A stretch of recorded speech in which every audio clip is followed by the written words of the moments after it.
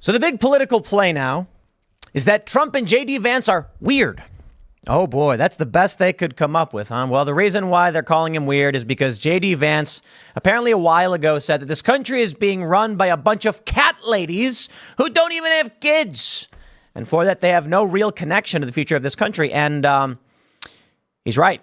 Now, Pete Buttigieg took issue with this, spoke on Jon Stewart's The Daily Show.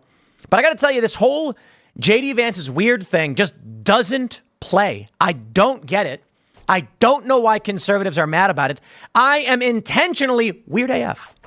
And I'm just confused. I mean, perhaps what Democrats realized is that Republicans actually do have something deep within them where they desperately want to be viewed as what normal is. So in response to calling J.D. Vance and Trump weird or weird AF or weird mofos or whatever it is they're calling them, Republicans, excuse me, have gone off on X being like, I'm not weird. You're weird. Look what you're doing. And I'm like, well, yeah, I do think the left is fairly weird. But I think the intention with the calling you guys weird, calling Trump weird, calling all of us weird or whatever, was to rile you up emotionally. I don't know that it is an effective play so long as conservatives handle it properly. For this, I have posted a picture of Donald Trump hugging a giant rabbit while wearing paladin armor and wielding a giant sword. Because on X, I'm intentionally weird. You know, look, man, right now, and this is what I got for you in the opening segment, cat ladies, young men swinging heavily for Donald Trump. And why is that? It's because Trump is normal. Trump ain't normal. They're the ones who claimed Trump isn't normal. And I think people like that. They want something different.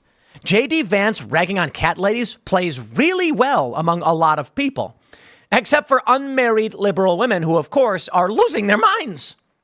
And unfortunately, unmarried women make up 72% of unmarried women vote Democrat. I've got the research from Pew for you, and we'll break this all down. AOC, of course, is outraged. Chelsea Handler is losing her mind. And they're running these insane stories about J.D. Vance. And I got to tell you guys, don't take the bait. They're claiming that J.D. Vance is into dolphins, if you know what I mean.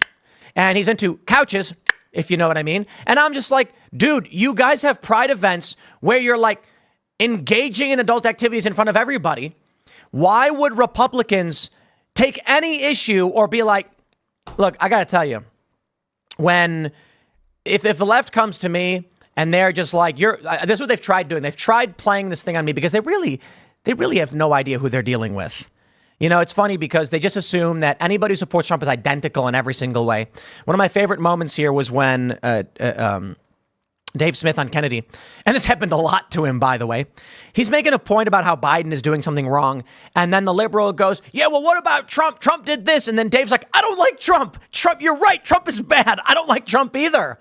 It's like they've never heard of nuance before. So I can't speak for J.D. Vance or Donald Trump or any one of you conservative types, but I can certainly tell you we're gonna keep it weird. We bought 300 My Pillows and made a pit of My Pillows to jump into. We're skateboarding and playing music. We have Chicken City. I bought a 95 foot tall Times Square billboard ad of a rooster. I am trying as hard as I can because I think you're all. I mean, this of the political establishment, stodgy, boring losers. I want cultural endeavors. I want fun. I want exciting. I want new. The Democrats have decided, let's be the legit, boring, stodgy, degenerate, and somehow they've combined it. Call it weird, call it whatever you want. What I can tell you is that weird is the play. They want to keep Austin weird. They want to keep Berkeley weird. They want to be weird. Republicans, Donald Trump is weird. I don't care. I like that. And young men do too. So I'm going to pull it up for you and we're going to roast cat ladies. I got bad news for you cat ladies. You're going to have a hard time finding men. And don't take my word for it. This is from, we've got polling showing this, that women are saying they're struggling to find men who want to date them. They're struggling to find men who make as much money as them. They are having a hard go of it. They're going to keep doubling down. They're going to keep voting for people like Chelsea Handler. And I got to tell you, my friends, Kamala Harris represents the cat lady. She does. And that doesn't bode well for us, but mostly in the long term, it does. The short term gain people are going to lose out on this one. And long term, this country will become either Christian or perhaps Muslim. But Christians got an advantage there, so we'll talk about that. Before we get started with all that, my friends, head over to castbrew.com and buy CastBrew coffee. Why? It's the best dang coffee you'll ever have. I'm allowed to say that because it's an opinion. It's not a... So buy it, I guess. Go to castbrew.com. Pick up your Appalachian Nights, everybody's favorite. Rise with Roberto Jr. Rest in peace. But we also got Alex Stein's Primetime Grind, 2 times caffeine. We love Alex. He's hilarious. And we've got Ian's Graphene Dream. Apparently, people are saying Ian's Graphene Dream is like the next best. We've sold like 1,500 bags in the month or so it's been out. Absolutely amazing. We keep hearing great stuff about it. So I'm really impressed. I actually haven't even tried it yet. So Ian wanted a low acidity coffee, better for your gut. And Allison and him, they got together. They formulated this blend. I think Ian was basically like, what can we do to make it low acidity? Allison was like, here, let me try these things. They tried it out. They said, wow, this is really good. And, or actually, I'm not even sure Ian tried it till we actually got it done. But apparently everyone really loves it. So support the show. Brought to you by our own coffee company, CastBrew. Also, head over to timcast.com. Click join us to become a member. And it's really funny because we have this thing in fundraising where they'd be like, if someone's reluctant to sign up to become a member for the nonprofit, tell them just forego 2 cups of coffee per month and you can afford to be a member. And that's what we would do. And I don't, we'd mix it up. I'd be like, hey, skip the cheeseburger, save a rainforest. In this instance, you can buy castbrew.com, join the CastBrew Coffee Club. It is a separate company. We do own it. And our goal with CastBrew, of course, is a cultural endeavor. We want to build 1,000 locations across the country. And that's what we're currently working on. A lot of great progress has been made in that front, despite the fact that our first location is having some issues. Don't get me wrong. The underlying national effort is going really, really well. But as a member, you get access to the Discord server and you support the show. So $10 a month. You can help keep all of this up and running. Let's jump into the story. We got this from NBC News. J.D. Vance doubles down on childless cat lady's dig. I've got nothing against cats. Bravo, good sir. I am very impressed with J.D. Vance on this one. They're really upset. I saw this clip from Jon Stewart. We'll play it here. The Krasen scenes got it. Jon Stewart and Buttigieg mock J.D. Vance campaign. Boy, did that dude drop a turd on launch.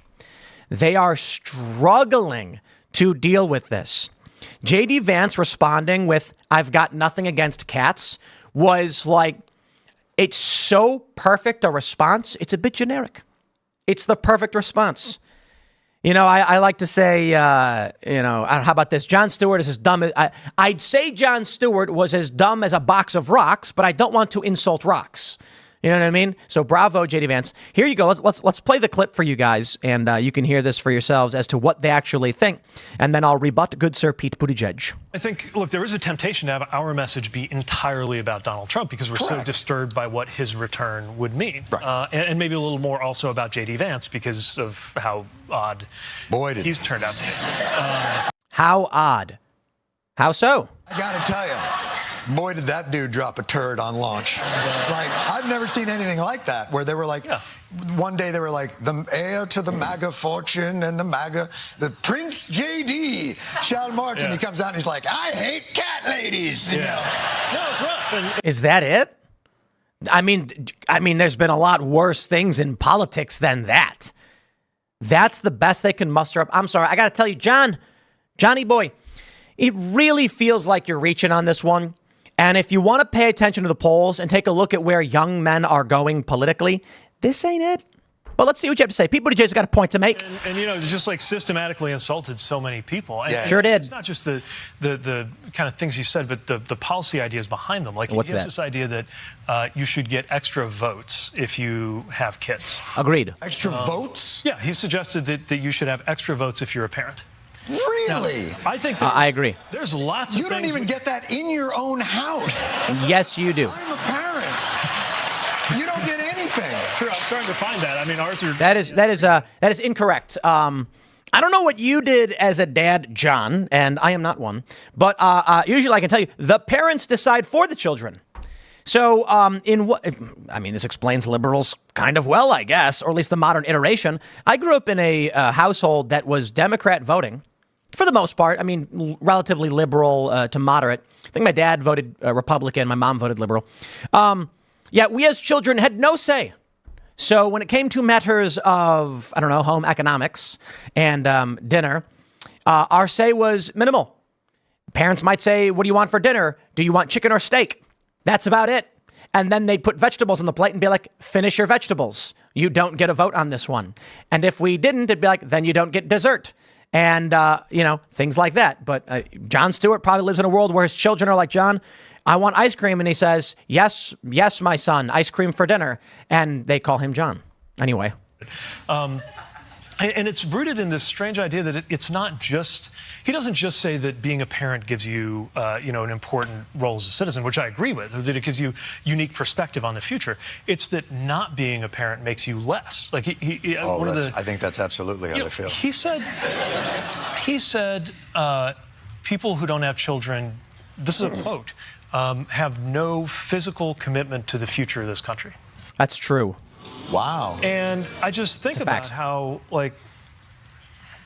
no physical commitment to the future. Like, when I was deployed to Afghanistan, I didn't have kids back then. But I will tell you, especially when there was a rocket attack going on, my commitment to this country felt pretty physical. A manipulation and a false analogy. And that basically wraps up their segment. Can I tell you something? And, that's the end of the clip. Let me tell you, Petey boy, I have tremendous respect for those who served, including yourself. Really do appreciate it. But J.D. Vance is referring to when you do not have something on the line for the future, your voting patterns will be different. So if you have children, you're thinking, should I vote on this policy, which will strip the trees from the earth to give me a comfortable rocking chair? Or should I vote for the policy to protect that tree so that my children have shade they can sit beneath? Or, more importantly, to what degree can we cut trees down while maintaining certain environmental factors, and et cetera, et cetera? If you are fighting in combat, to imply that those are the exact same things, no. A physical commitment is different from feeling the physical impacts of war. And while I tremendously respect those in combat, they're two different things. And Pete Buttigieg's only attack vector is, well, I served in the military. Okay, respect. But that's not what J.D. Vance is talking about. Now, that being said, Pete Buttigieg does have some surrogate children, and he does have an incentive to make sure their lives are better. Unfortunately, even in that regard, I view people like Pete Buttigieg to be largely short-term gain individuals. Meaning that, I got to tell you, I think his children will be worse off than the children of J.D. Vance for a variety of reasons. I think that's true. There's a lot to that, which we'll get into as we move forward. But let's talk about where we're currently at. The New York Times says J.D. Vance hits back at Jennifer Aniston defending childless cat lady's remarks. The Friends actress, who has been open about her fertility struggles, recently criticized Mr. Vance's 2021 comments on social media. Once again, playing a game that no one offered up. J.D. Vance is critical of individuals who've, women, chosen not to have families, and men as well. I mean, I think I take issue with the childless cat lady's remark, only insofar as there are also feminist men who don't have kids and play this game as well. And I take issue to a great degree with, let's just put it, individuals who don't have a stake in how things end up turning out in this country and what it means for everybody else. You can take a look at cities and you can completely understand the voting patterns. You can take a look at voting patterns and it's plain as day. People who don't have kids vote to gut and rip our country asunder for short-term gain. It's not in an individual level. It's the macro. You take one lady who doesn't have kids and has a bunch of cats, and you ask her about a policy that may be detrimental. And she'll likely lean towards voting for war. And this is not an opinion. This is a fact. Voting for war. I can't stand that. We talked about it last night. Someone asked me if there was World War III kicked off and they tried drafting everybody, would you go? I said, absolutely not. Absolutely not.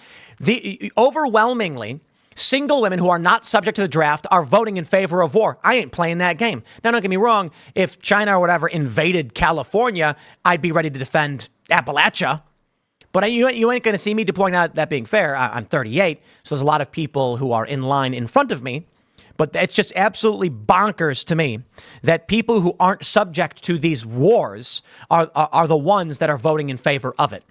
That being said, these are the individuals that overwhelmingly are pushing us to oblivion, and that's beyond short-term gain.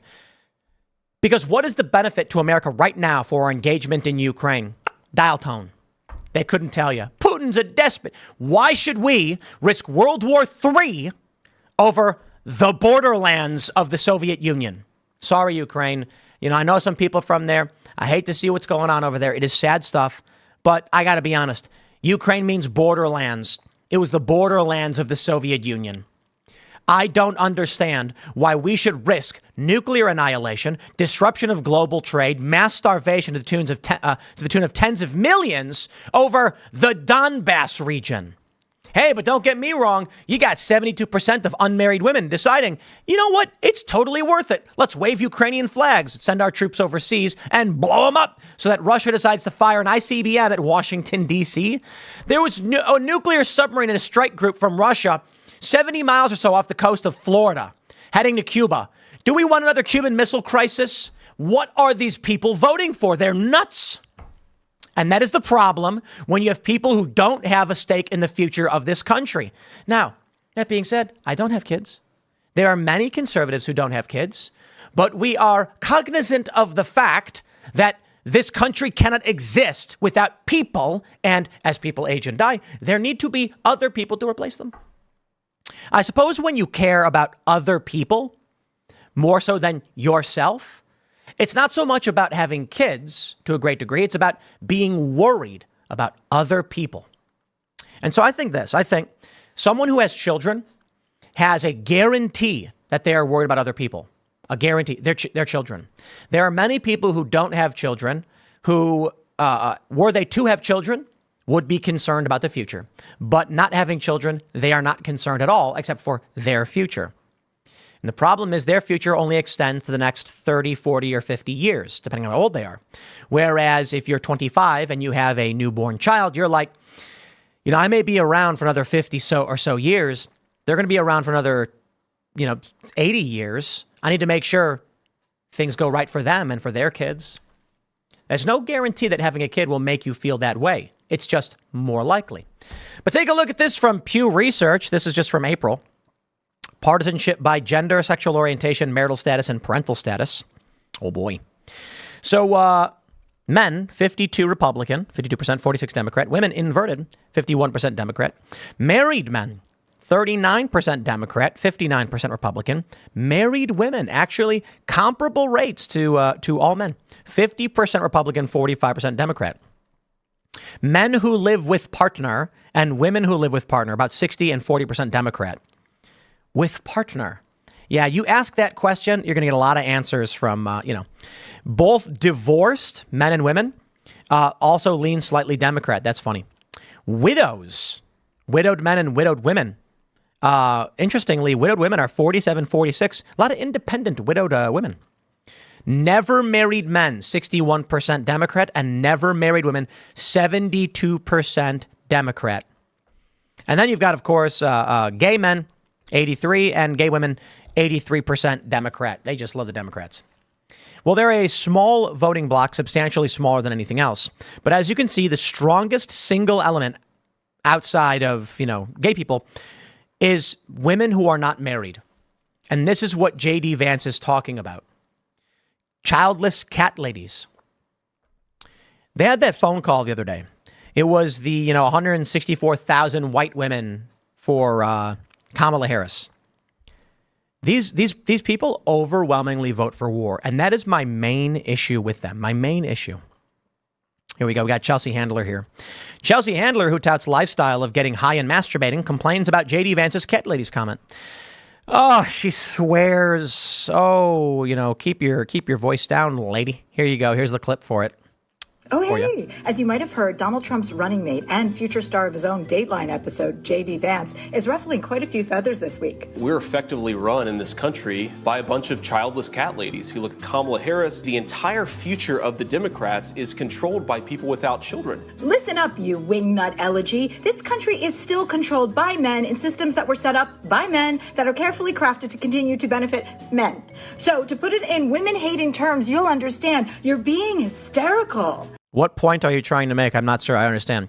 How is this country still set up for men and for the benefit of men? Honest question. Can women own property, get jobs? Yes, yes, yes, yes, yes. What is the issue? You know, I think the problem is there is something called the greater male variability hypothesis. I'm going to pull this one up for our good friends over on the left who don't have the capability to Google things. Greater male variability. This one really gets them going. I don't know. I just pull up whatever the first link is. A study of the greater male variability hypothesis in creative thinking in mainland China. Male superiority exists. Heavens me, really? In China? Okay, well, anyway, the point is this. There are more male geniuses and more male morons than women. Women tend to be average. And so I sympathize. I empathize with many women because this means that for a woman, half the people you meet, which is quite a bit, are stupid.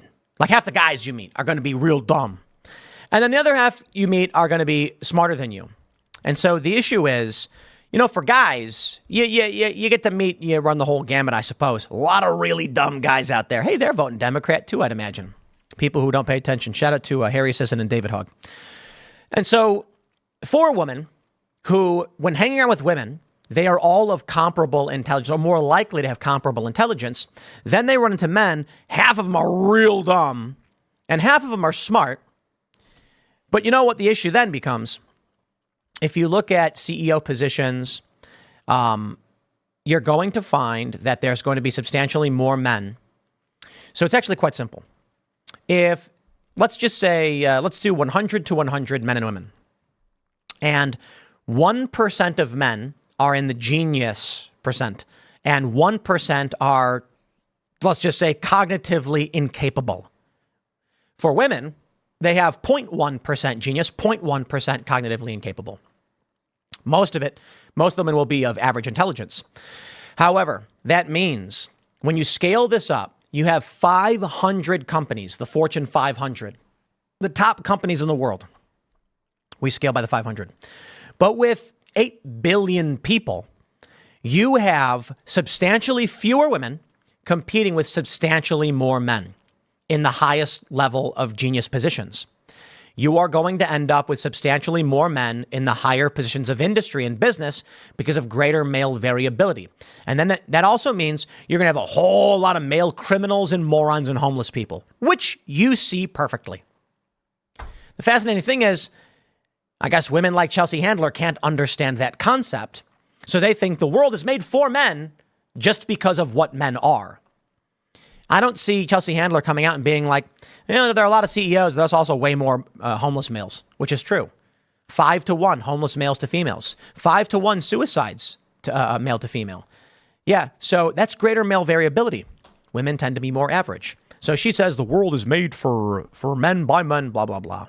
But let's be clear, there's no correlation between childless people and the presidency. For example, our very first United States president, Mr. George Washington, didn't have children. So what? In fact, he had 2 stepchildren. So what? That's right. Just like someone else.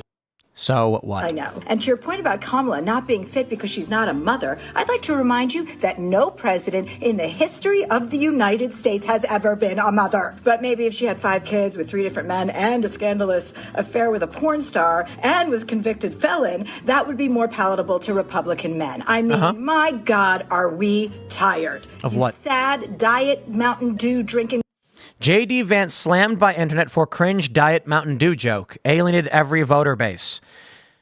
Try again, I guess. Young men are skewing to the right. I'll pull that up in a second. I don't think the Mountain Dew thing plays a role. Couch humping dolphin.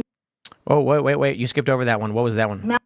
Mountain Dew. Drinking couch humping dolphin. So, oh, come on. She's going too quick. Drinking couch. What's with this rumor that J.D. Vance banged a couch? Humping dolphin porn at fish. Creep J.D. Vance under fire for previously searching woman dolphin on social media, which is a lie. Not correct. All of us childless cat and dog ladies are going to go from childless and crushing it to childless and crushing you in November. Yeah, I honestly don't care. Here's what happens. Let me break it down for all you guys at home.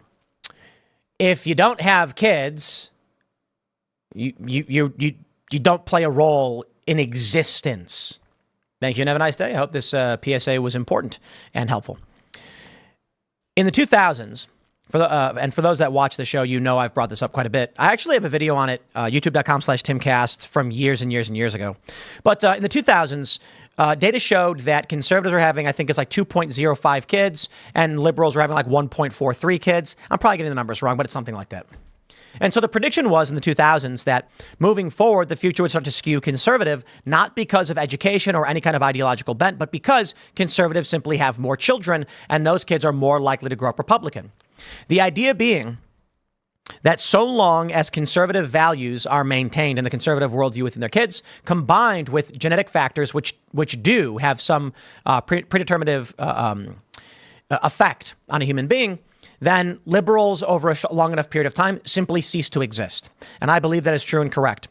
It's called natural selection. For those in the back, evolution, as it were. So what ends up happening is, and perhaps, natural selection is not the right way to put it. It might actually be, in essence, an artificial selection. Typically, artificial selection refers to like dog breeds, like we choose to breed certain things. And this is what human beings are doing. Human liberals are choosing not to have kids, and then they will cease to exist. Chelsea Handler, you can whinge all day and night, but Social Security will become insolvent in 10 years, and I don't know what you're going to do. Well, don't get me wrong. She's rich. I don't know what her net worth is, probably in the two. What's Chelsea Handler's net worth? These things are always wrong when you Google search it. Chelsea Handler net worth, but I'm sure she's worth millions.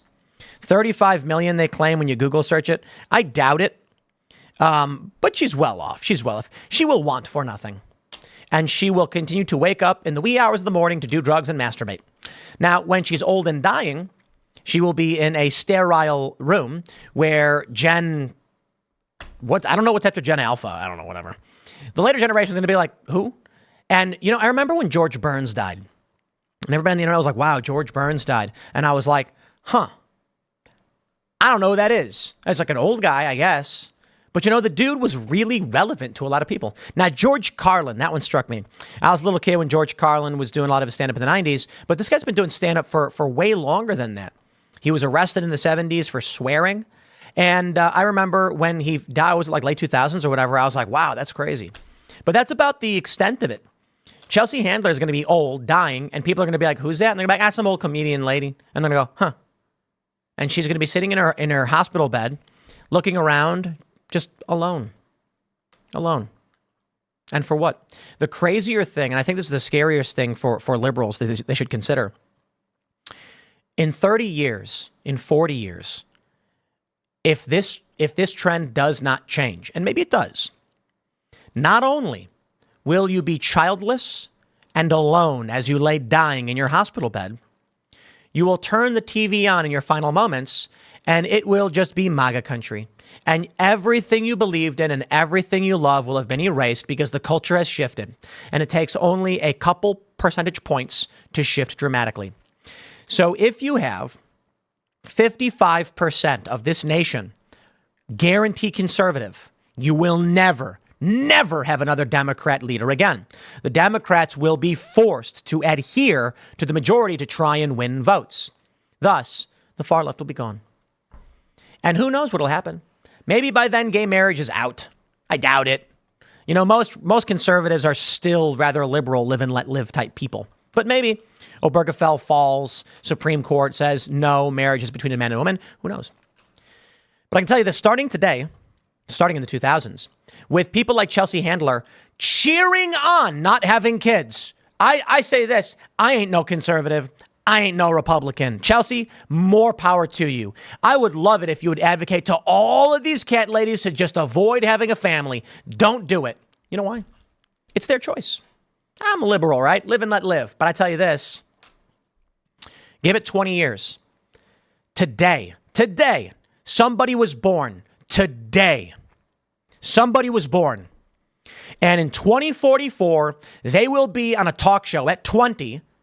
They will be writing a book. They will be working in industry, and they will be supporting a conservative politician. And you're going to be like, I remember back then I didn't have a kid. You didn't. But conservatives have lots of them. And that's why they lose their minds. Take a look at the Wall Street Journal here. America's new political war pits young men against young women. But it doesn't matter. Young women are in trouble. Yeah, I hate to break it to you, young ladies, but this is a message that's very important for all of you. To the 20 or so % of women who listen to my podcast, because it's mostly dudes, as are most news and cultural things, guys can wait forever. How old was Donald? Donald Trump was 60 years old when he had Barron. 60. Isn't that crazy? I don't know. I wouldn't know how to, like, my parents were in their mid to late 20s when they had me. And so I can never understand what it would be like to have a parent who is that old. I had a friend whose dad had him when he was 50 and his mom was in her 20s, because guys can do that. And so what we're looking at now, young women who are being told they can have it all and they can play this game that Chelsea Handler sang to play. They're going to be 38 years old, and the doctor is going to say, ma'am, you're too old. I mean, you can have a kid, you can try, but it's very risky. Rates of autism are way higher. It's very hard on the body. They call it, after 35, a geriatric pregnancy.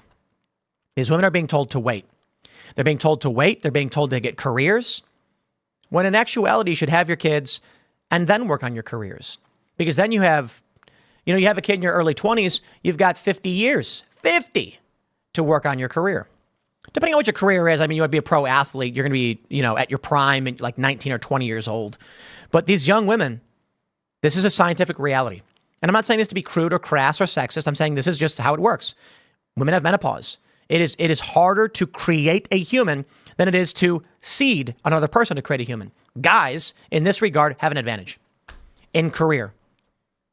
There you go. But for this reason, guys are considered less socially valuable early on in life. So this dude right here on the left, I don't know who he is. And this lady here on the right, I don't know who she is. But this dude, he's going to be like, lady, he's going to be 30 years old. They're going to be dating.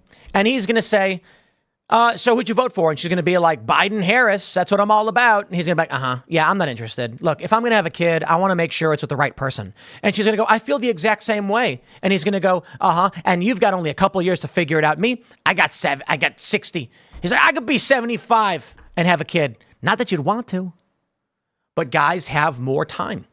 So the pressure is going to mount. Women who want to have families are going to be in a bind with pressure. And that's going to be rough. And we're watching it in real time. Well, let me show you a bit of the data first, because otherwise I'm going to be jumping ahead. So they say, here's the divide. It's very obvious. Young men are Republican. Gen Z men, party preference among 18 to 29-year-olds. Men are overwhelmingly plus 26% Republican. Crazy. Or I should say 26% anti-Democrat. Oh, no, I see what they're saying. They're 26% Democrat leaning. So it's very low. And they're 49% Republican.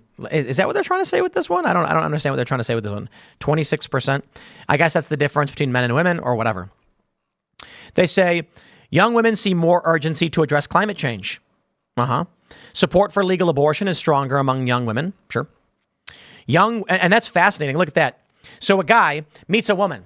He's 24 years old and he says, I want to be in a relationship. I want to have a family. And she goes, I want an abortion. He'd be like, okay, not interested. Guys have to be selective now, because a guy's going to say to a woman, I want to have a kid, but I have no say in whether or not you terminate its life. And I know that and he's going to say, I know the burden's on you to have the kid. So I can respect that. I'm going to choose a woman who's pro-life. That way I know for a fact, if we are to have a kid, she's going to have the kid. And these liberal women are going to go wanting. Then they'll be like Chelsea Handler being like, so what? How old is Chelsea Handler? Let me also pull up her age. Like, she really does make herself a target on this one. How old is this lady? She's 50? She's 49 years old. She ain't having kids anytime soon. That's it. What does the future hold for someone like her? Well, I tell you this, my friends, misery loves company. Young women want federally funded student loans. Young men are divided. Young men oppose allowing children to choose gender identity without parental approval. Young women are divided. Young men support extending Trump tax cuts. Women don't. Young women, more than men, oppose repealing the Affordable Care Act. Women, far more than men, oppose building a wall on the border with Mexico. So let's scroll down. Here's Colin Mertz. That's the guy. What does he do? He's working on a farm. He likes the American flag. How about that? And then this is Maggie Kelso from Sharpsville. What we're worried about is our rights being taken away. You know what? I say this. You know, just give them whatever they want. Young lady, you can have whatever you want because you're not going to have kids. And then when you die, because everybody does in the long run, your ideas are gone with you. Maybe you'll write a book. But the problem is your cultural influence will have waned. And it only requires a tiny percentage of cultural shift in this country to change the political landscape forever. That goes both directions. So I think they do have a harder data point here. There's a tweet that pulled it up. We'll just pull up the tweet. What do we have here? Is this America 2100? Take a look at this. Will young men vote Democratic in 2024? In 2013, it was 38%. In 2023, it is 49%, according to Gallup. We have this one. Political identities of 12th grade girls, overwhelmingly liberal, and for boys, overwhelmingly conservative. And then, of course, you have the data from the Wall Street Journal. You don't need to take my advice for it, or you don't take my word for it. Sorry. Here's Andrew Tate, who has 9.8 million followers, and his whole thing is about being a strong man. And there's a reason why young men are very much into it. But let's. I got to keep my analogies light here, so let's fan the flames. There you go. We'll say that one. I was going to say something else, but I don't think YouTube would like the analogy, even though it's a common phrase. I'm a liberal. It's hard to find masculine men to date who aren't conservative. Well, the original title was I'm a liberal, hard to find progressive masculine men to date. Yes, because progressive masculine is oxymoronic. And I'm not kidding. It's not being cute. Here you go. Let me read. A single woman has made waves for lamenting on TikTok that all the chivalrous masculine men in her dating orbit are conservative. Quote, as a liberal woman, it's really hard to find a man who is willing to play the more traditional masculine role in the relationship in today's day and age who is not conservative. A man who wants to pay on the first date, that's a conservative position. Who wants to open your door, conservative. Who has that want and desire to take care of you and provide. Those are all conservative things. So you want a progressive guy who's going to say, go bang whoever you want. I ain't paying the bill. And you want him to also be like, I'll pay the bill and please stay? Look, lady. The LA woman said that men she's dated who do have those quality traits don't align with her political ideologies. And she clarified that just because she wants an old-fashioned gentleman doesn't mean she plans to subscribe to traditional housewife role. I love it. I want a man who's going to pay for my bills, open my door, and then I get to do whatever I want. Yeah, relationships are contractual agreements, in essence. But these people don't know that. You know, they've lost touch. This is one of the greatest articles that I've ever made a video on. And the feminists lost their minds. They lost their minds. Let me tell you, because I know that the far left will cut this next sentence or a selection of sentences out of the videos because, well, they're evil liars. That's what they do. Men and women, I think, are equal under the law. Equal rights. Woman, you want to go work in a business and be the CEO? Man, you go do that. More power to you. You want to have a family, you want to have it all? Man, I wish you the best. You want to file a lawsuit, you want to own a credit card, you want to own property. Yeah, it should all be. 19th Amendment, good in my book. But I tell you this, you want equality under the law? That comes with everything else. And right now we don't have that because women aren't subject to the draft or selective service. And they keep saying in Congress they want to make it so, but they're terrified because, they know that those cat ladies J.D. Vance is criticizing would never vote for it. And you can't have this. Sorry, your path is busted. You know what? I'll say this too. Never vote for me because I will eviscerate Social Security. So fast, your heads will spin.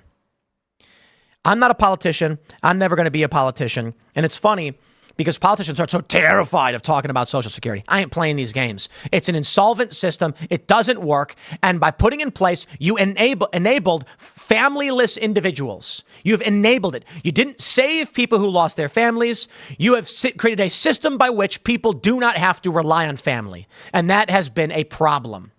All of these welfare programs that have basically said you don't need to have a family have caused the problems we are seeing today. Well, that being said, women are struggling to find men who make as much money as they do. Gee, I wonder why. I covered this when the story dropped 5 years ago, and like every feminist in the world was losing their minds.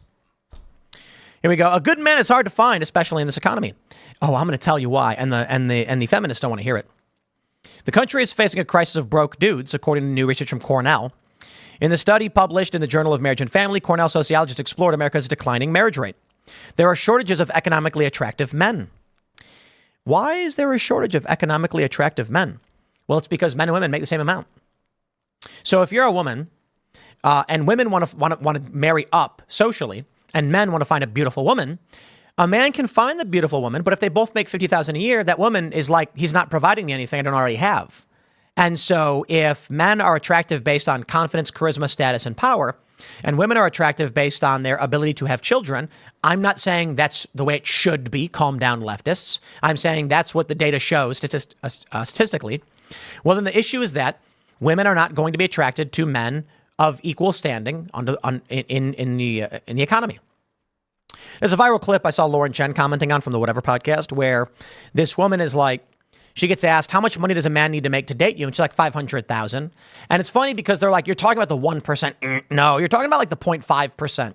Because the 1% of people in terms of income, I think is like 300 and something on average across the country and 500 in like a major city. So that is fair to say.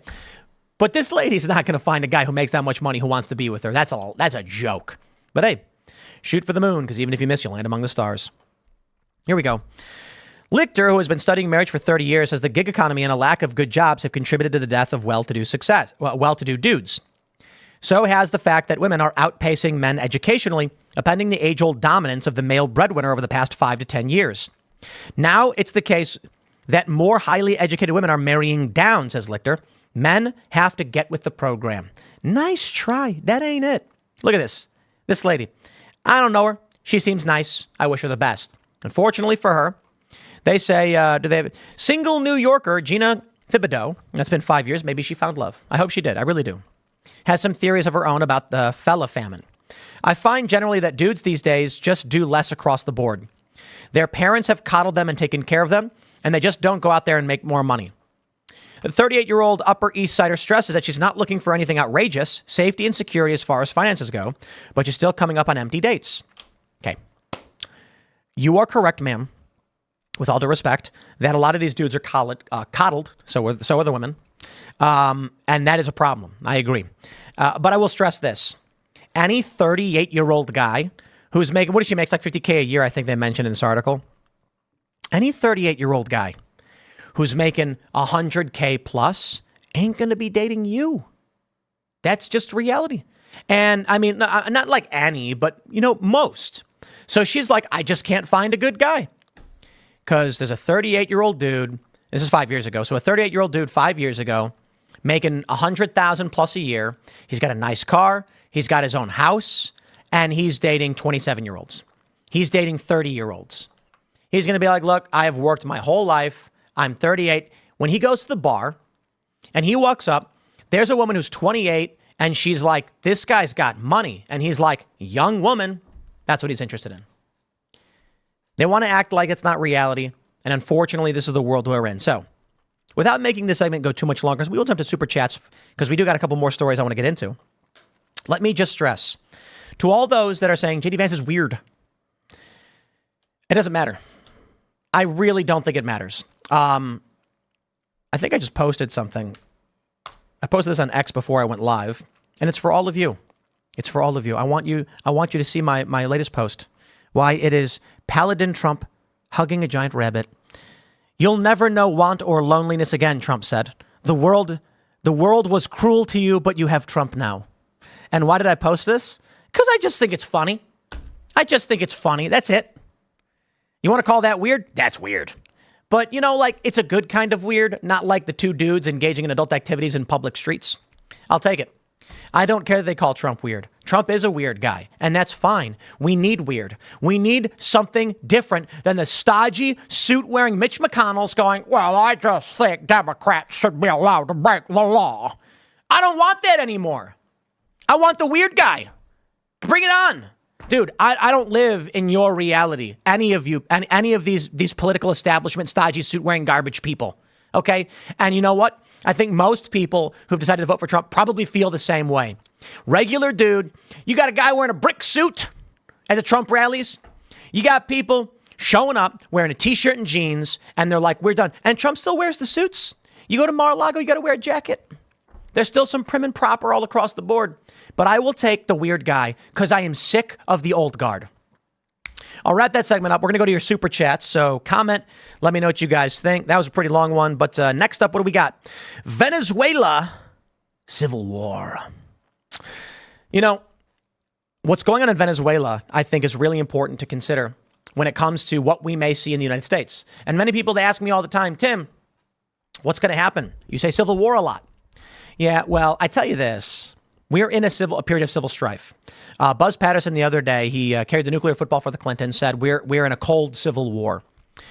Yeah, we call it cold because it's a reference to Cold War, but I think civil strife is the academic term, so I will use that. But he's right. Looking at what's going on in Venezuela with the riots, the killings after the election, I fear that we may be on a similar track. That's why I'm interested. But let's grab your super chats. So smash that like button. 1 like equals 1 fight, fight, fight. Let's drop in a poll. If you agree, 1 like equals 1 fight, fight, fight. And then y'all can smash that like button. But we'll grab some super chats here. Big 7588 says, good morning from the Southwest Desert. John Black says, howdy people, John 3:16. Well, how about that? Pork Chopolis says, weird seeing weird degenerates call Vance weird and degenerate. Iron Law of woke projection. It doesn't work. Jon Stewart was like, boy, did he drop a turd on launch. He's like, I don't like cat ladies. Okay, I don't understand. Jon Stewart is trying so hard with that bit. It doesn't work. If J.D. Vance came out and he was wearing a block of cheese on his head and they were like, that's a Wisconsin thing. He's like, it is? And then he pulled it off. I was like, oh, I didn't know. Then I'd be like, that was weird. You know what I mean? Like, that's something that is strange. If he came out dressed like a clown, I'd be like, very odd. But for him to be like, I have concerns about our political leaders not having families because they have less of a commitment to the future compared to someone who does. Yeah, that's just like politics. And Jon Stewart's like, how strange someone would be concerned about that. It's not weird. It's like, if J.D. Vance came out and was like, I just think that people shouldn't be guaranteed government-paid health care. They're like, how strange. It doesn't work. It's forced. But the other thing, too, y'all should consider about the weird narrative, it's not an attack. I don't get it. Look, man, I'm not a conservative. I don't like suits. I wear this I got rolled up sleeves. You see what I'm doing here? What I'm signaling that I am wearing a collared shirt, but I rolled my sleeves up because I'm a regular guy, just like you. I'm half kidding. Yeah, I don't look at Republicans and their suit wearing and all that stuff and think, boy, I relate to that. I just don't. I am a post-liberal, disaffected liberal. And I think, I agree a lot with Carl Benjamin. And it's interesting because we had relatively similar political arcs. We're Magic the Gathering playing, video game. Some differences, of course. Carl Benjamin, shout out, Lotus Eaters podcast. Classical liberal. He makes these videos. He talks about these things. And I'm like, I see that. I agree with that. And now we're a bit older. Carl, of course, has a large family. He gets a philosophy degree, and he's like, it's all bollocks, isn't it? And then he talks about, we had this great episode on the culture war. Guys, go to Tenet Media on YouTube. Watch the episode with Carl Benjamin and Connor Tomlinson from Lotus Eaters as we discuss the end of liberalism, post-liberalism, and it is fantastic. It's not about conservatism. It's post-liberalism. Conservatism is about very much traditional values and conserving values. Post-liberalism is It has similarities, but in many ways it's about recognizing this live and let live ideology begets you the degeneracy we see today and ultimately Marxist ideologies permeating into your society. And so for me, I will stress, my background is South Side of Chicago, skateboarding, video game playing. You know, we grew up in a Democrat city. I don't like the staunch, stodgy Republicans. So when Donald Trump or J.D. Vance is called weird, I go, yeah, dude, I don't care. I used to do campaign fundraising for the Human Rights Campaign for Gay Rights. Okay. You want to talk about weird? I used to hang out with punk rock dudes wearing like studded leather jackets and skin tight pants that they would put on and then sew dental floss into the inseam to make them as tight as possible. We did not wear the suits and go and hang out at country clubs. So when you call Trump weird, I'm like, all right, I guess. It's not an attack, at least not for me. And I do think that for most people that come from a similar background to me, they're thinking the same thing. Trump is weird. He is not the status quo, and that's what we've been begging for. Here we go. What have we here? Doghouse Video says, hey, Tim, what are the chances the Dems are sacrificing Kamala to get rid of her, you think? This is their chance without going against their doctrine. Hey, man, there's a possibility that they're like, we're going to put Kamala in as the candidate because this candidate this year is sure to fail. And then her career is done. She's not popular. Let's see how much money they put into this election. Because if they put in just enough, I'm going to be like, yeah, they're basically throwing her to the wolves to be like, let's get her out of the way. I wondered this for a while, if Democrats were going to choose a candidate that would be sort of a throwaway candidate. You can't do Newsom. You can't do Whitmer because they're in the back pocket for maybe down the line. But Kamala, nobody likes Kamala. Nobody likes Joe Biden. So here you are.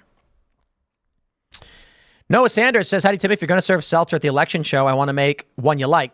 Maybe a non-alcoholic one. Can you think of a fruity herb spice combo you enjoy? No cilantro. I know that. Have a blessed day. Herb spice. Yeah, I don't know. Maybe like a ginger grapefruit. That sounds nice. Ginger, I'm not a big fan of, but it does play well in soda. Ginger ale is good. So no idea. We like those spin drifts. The grapefruit ones are like the most popular here. Everybody loves the grapefruit one for whatever reason. They're really good. JRG Project says J.D. Vance is tapping into the manosphere and MGTOW, who are apolitical. This also fits with Agenda 47, which aims to solve some of the issues brought into the light by both movements and the shattered dating market. I will tell you this, my friends, J.D. Vance and Trump should absolutely 100% go after incels. The extended sphere of young men who want to be leaders. They dream of being Mel Gibson in The Patriot. But society, for whatever reason, has not been conducive to such a thing. There are a lot of, I would say this, I think the majority of the incel people are just guys who lack confidence. They're scared, they lack confidence. Yeah, guys, good luck. You got to figure it out. And I remember watching one interview with some guy who claimed to be an incel. He's like a normal guy. He's like a regular guy. And he was just like, well, we have no luck. And I'm just like, well, I mean, that's bad leadership. It's bad parenting. That's what it is. Jordan Peterson and Andrew Tate have tapped into that. And not only that market, but they have reached a lot of these young men by saying, be strong. And it worked. All right, I'll grab one more and then we'll talk about Venezuela. All right. Disturbed Turtle says, I'm a middle-aged white woman who owns 3 cats, but I'm not offended. I agree with him. I've listened to you for years, by the way. Thanks for all you do. Appreciate it. Well, that's the funny thing, too. Any intelligent woman who has cats and no kids, who understands the points being made, is going to be like, he's right. He's correct. That's the funny thing about, they're insulting women with cats. They're insulting stupid people. You know what I mean? It's insulting to stupid people. I do not have kids. I am smart enough to recognize the importance of children to society. And I will stress, because everybody is just like, they like to chat. Well, Tim doesn't have kids. You will never know if I do or don't. I will never tell you. And you will be left wondering, because there's never going to be a circumstance where I talk about my family. So that being said, as someone without kids, I understand why if you don't have kids, society crumbles, just ceases to exist. So I am much more in favor of people who are deeply concerned about what happens to this nation because they have children. You know why? Because I'm in the middle. I'm in between, right? You got a guy who's 45 and he's got a kid who's 15. And I'm like, okay, let me think about this for a second. I'm slightly younger than that guy. I'm going to live a little bit longer than him. That kid's going to live longer than me. That guy's going to try and create policies that make this country as good as possible because he has kids and he wants the country to work for them after he dies, which means I get a benefit to that, right? Any 20-year-old should be concerned about this. Someone without kids, they're going to be thinking extract, steal the China as the Titanic sinks. And anybody with kids is going to be saying, we need to make sure our kids survive. And if you're in between that age, he's taking care of you too. But let's do this. We'll jump into this next story from the New York Times. We've got this. Let's roll.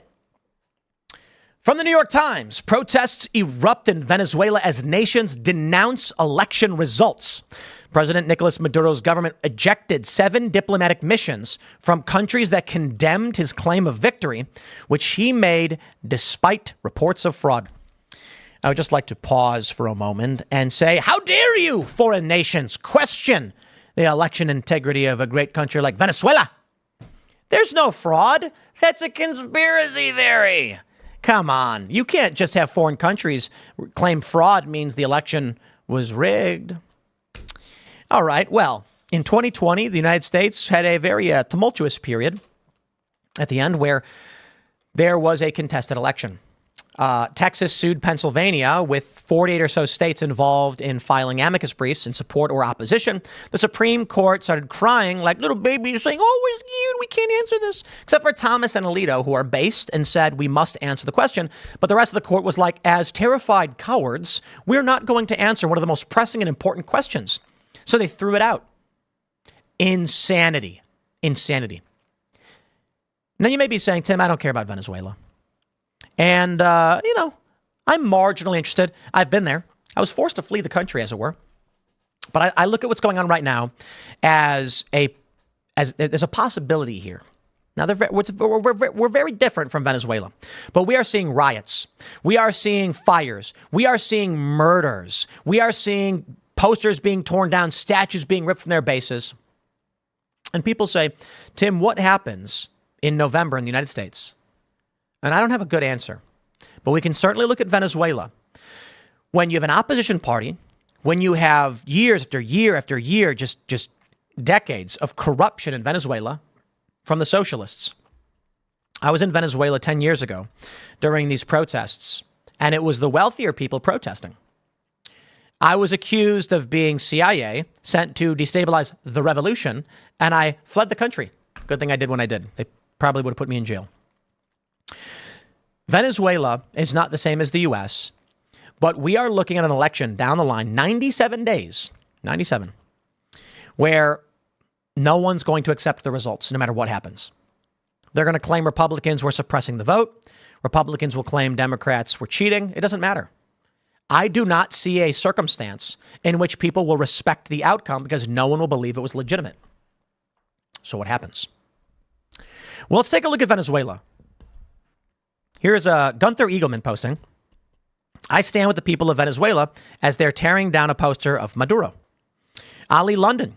Thousands continue to protest across Venezuela over the election results, accusing socialist President Maduro of rigging the results after the opposition was projected to win by a landslide. Let's do this. Instead of pulling up any singular tweet, I'm going to pull up just a general search of Venezuela. And what do we find? Well, this was from an hour ago. I searched for this, so I'll refresh it in a second. One guy says the CIA loves a good statue topple. Currently, their world tour is working in Venezuela. Why does it look so familiar? Ah, yes. The socialists, right? They think that people tearing down statues of a socialist dictator is always going to be the CIA. You know, it often is. Often. Here we go. This guy says, as a reminder, Venezuela used to be twice as wealthy as Chile. Then Chile followed Milton Friedman's ideas while Venezuela was ruled by socialists. Now Chile is the wealthiest large country in South America, and Venezuela the poorest. The difference between capitalism and socialism. Yeah, Social. Wow. Look at this. Is this GDP? That's incredible. Brazil. What happened? What year is this? What, for real, is this 1980 to 2023? When I was in Brazil 10 years ago, their GDP was 8 to 9,000. So they have doubled it and doubled it. Bravo, Brazil. Argentina, they do all right. Take a look at that. 26,000. Chile, 29.9. That's incredible. Really great stuff.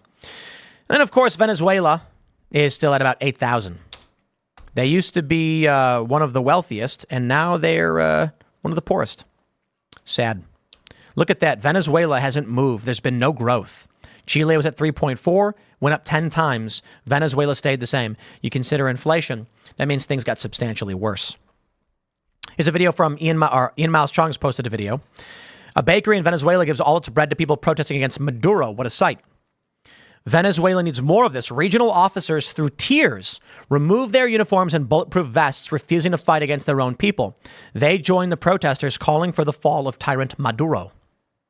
Now, many of you may be saying, perhaps, if in November, Kamala Harris loses, or wins, I should say wins, many of you think that you'll end up, or hope, that police are going to be like, no way, we won't support Kamala Harris. They take off their helmets and they say, we don't want this. We're for Trump. The Trump supporters rise up. I got news for you, my friends. It's probably the other way around. The people in these cities, these cops, they're not taking off their vests because they support the protesters. They're doing it because they're outnumbered. That's it. So where does this go? Well, I'll tell you what I think. The people in Venezuela that are protesting, they're in Caracas. They're in the big city. Who lives in big cities? 80% Democrats. You think they're going to go out en masse and protest if Kamala Harris wins? No, they're going to celebrate it. Caracas is very different. Maybe if we get 10 years of rule under Democrat uniparty establishment authority, then people in cities might begin to protest. But I don't see what's happening here happening in the United States. You take a look at these videos, and what I think we'll end up seeing is if Donald Trump wins, in big cities, they will protest, they will claim Trump is a fascist, and police will take off their badges and their vests and put down their weapons just like these cops do. I do not see anyone from Appalachia driving to D.C. or any blue area for a fight. Makes no sense. Interestingly, you may get conflict in suburban areas where red and blue clash. Unfortunately for me, I am in just such an area. Well, actually, we're slightly outside of it, but Jefferson County in West Virginia is like 60-40 or 55-45 red to blue. You got a lot of DC transplants. That being said, these DC transplants are wealthier, uppity individuals who ain't going to be fighting anybody. So will something like this come to the United States? I don't see it. I don't see it. Here are the latest top posts. Ian Miles Chong says, X has removed Nicolas Maduro's government official gray checkmark from his profile. He is no longer recognized as the legitimately elected leader of Venezuela. Oof. Holy smokes. Here's someone hitting a statue, I guess. Statue's still being torn down. So a lot of the same stuff. And the latest posts, I can't read the Spanish stuff. We could translate it, but I'm not interested. Oh, look at this. A car. Venezuela Attorney General. Breaking news. There's a lot of videos coming out. Let's check this one. Get a translation here from Mass Radio HN. Minister of Defense of Venezuela, Vladimir Padrino, calls on citizens not to fall into provocations that result in violence. Also reports that 23 military officials and 25 police officers are injured and a sergeant murdered by fascist acts. The question will be, my friends, what will the military do? I was in Egypt. And, everybody and their mom knows. I get it. You get it. I was in a bunch of different countries at the start of conflict crisis. I was in Ukraine at the start of the war when it was protests and then it devolved into an escalation of civil conflict. I ended up leaving right before it became right before they ousted the president, Yanukovych. In Egypt, I was there during the Second Revolution. And we decided at one point to flee the country. We thought that we got what we could get and it's time to go. Crazy stuff. I remember we're riding in this big van with a group of people. We got a car following us. They got a bunch of guns. They got AKs and handguns and things like this. I went to Tahrir Square. There was concerns about the violence because there's thousands of young men screaming and protesting. The story I'm told by the locals as we were covering it. The first revolution, 30 years of military rule. Eventually they say, we want democracy. We want elections. So they protest. They oust the military leader. They have elections. The secular individuals, or more lightly Muslim, not, fundamentalist, break up into a bunch of different political parties. The Muslim Brotherhood is like, doesn't matter what you believe politically, Muslim. They end up winning around 20+% of the vote, which is the single largest voting bloc. So whoever gets the most votes wins. Unfortunately for the rest of the country, about 80% did not want them. So they rioted again. A year later, you got the second revolution. The military basically says, okay, this is not going to work. The country has a very large Muslim voting bloc. And if we keep doing first past the post elections, which basically means one person, one vote, whoever gets the most votes wins, the Muslim Brotherhood is going to win every time. Solution. The solution proposed by the military was to just massacre Muslim Brotherhood. That'll do it. And so at some point when the APC started rolling in, we decided to GTFO. I remember we were at our hotel, the Hilton, and they raided a bunch of pro-Muslim Brotherhood, pro-Muslim news stations, Al Jazeera, for instance. And I went down to the lobby and talked to some other journalists, and I said, where do you think this ends up? And they said, don't worry, they're only going after journalists that support the Muslim Brotherhood. And I'm like, okay, I can see where this is going. We had gone to Nasser City. I had gone to the Muslim Brotherhood areas and went around and we talked to people. I don't speak Arabic, but I had a fixer with me. And the military decided they would just break these protests up, and anyone who resisted, they would just shoot and kill. So they did. The military decided. They took over. Now, what would happen in the United States? Would anything like that happen? The answer is actually a simple no. What would be required first is for the rural portions of New York to go and set up protest camps and occupy space in and outside of New York City, which I don't see happening. Older conservative folks ain't going to be doing that. But there is a risk of something different.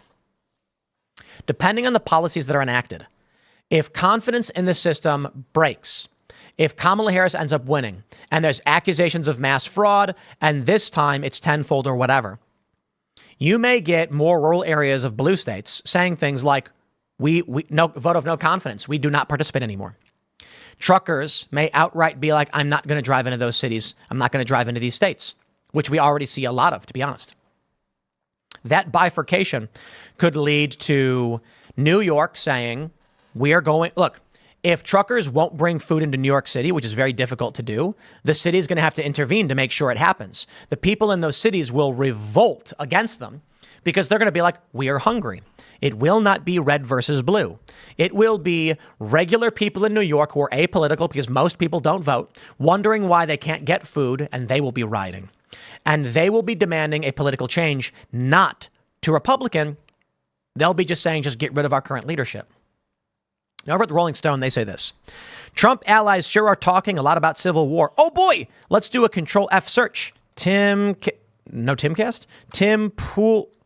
No Tim Pool or Timcast? Heavens me. They can't give me one, huh? Well, I guess it's because I'm not going to subscribe to read the full story. Let's see if we can just do that.